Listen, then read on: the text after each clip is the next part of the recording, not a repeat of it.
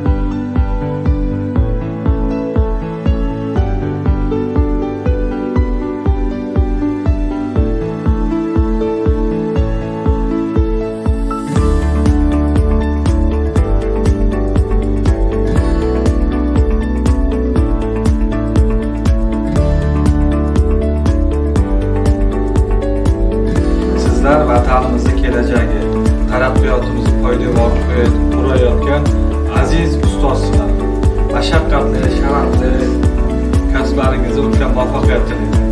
Yilning eng yaxshi tarbiyasi 2025 tuman bosqichining eng ijodkor ixtirochi tarbiyasi nominatsiyasi bilan